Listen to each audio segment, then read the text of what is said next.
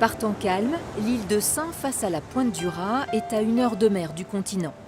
Mais durant les grosses tempêtes, il n'est pas rare qu'elle soit coupée du monde plusieurs jours. Sur ce rocher d'un demi-kilomètre carré, la vie est rythmée par les rotations du bateau. L'île compte 244 habitants, mais en ce début d'année, ils sont moins d'une centaine à se croiser sur le port. Enfant, Stanislas Jousseaume a passé toutes ses vacances à Saint. En 2015, il s'y est installé avec sa compagne pour produire des huîtres, même si l'hiver est rude. C'est la période critique, ouais, c'est ça. C'est pour ça que j'ai tout rangé, que j'ai tout mis à l'abri et que le stock et la plupart des stocks sont en bassin. C'est parce que là, ça paraît très calme, mais il y a un gros coefficient qui arrive bientôt. Il suffit d'un gros coefficient, des vents à plus de 100 km/h et c'est plus du tout le même décor, quoi. Certaines périodes, là, quand on est sur la route, on voit les galets qui passent par-dessus la tête. Coup de vent et coup de feu. Après le rush des fêtes de Noël, le couple apprécie le calme, mais tranquillité ne veut pas dire ennui. Non, pour moi, tranquillité, c'est une partie du bonheur. Voilà, on est tranquille, on n'a pas l'esprit encombré par plein de choses, à regarder sa montre. Ici, voilà, on est tranquille et apaisé. Quand il fait beau comme ça, se prendre un petit café sur les quais, avoir personne, juste entendre le bruit des goélands et les huîtres épis éventuellement, c'est quand même... c'est ça je pense que c'est un luxe en fait. Je vais dormir dehors, point. À l'école, c'est l'heure de la dictée. De la petite section de maternelle au CM1, ils sont 8 enfants répartis sur 5 niveaux, plus 2 collégiens. Arrivée en septembre, l'unique enseignante du primaire a choisi de tenter l'aventure. Moi, j'aime beaucoup le vent, la tempête, la pluie, ça me va très bien. Limite, j'appréhende plus l'été quand il y aura plein de monde que là, la période hivernale.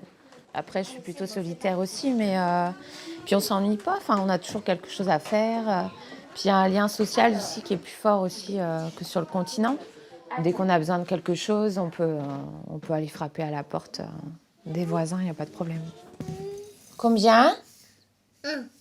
Petit à petit, on est content de voir qu'on s'intègre. Voilà. On en tire quand même une fierté, en fait, à être ici.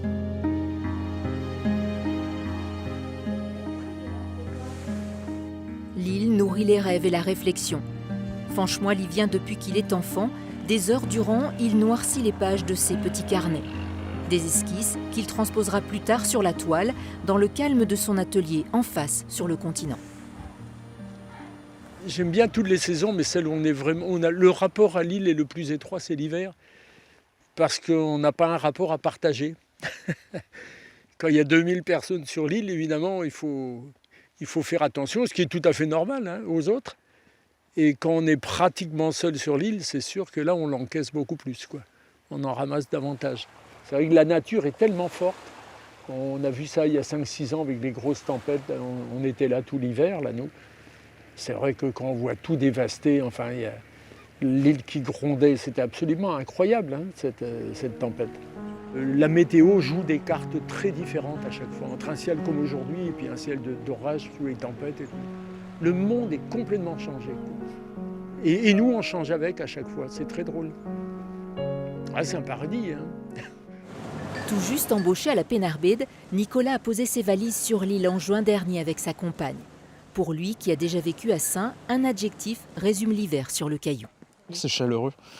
Bizarrement, ouais, c'est chaleureux parce que justement, je trouve qu'il y a, avec les gens, les personnes, il y a beaucoup plus d'échanges et c'est vraiment des échanges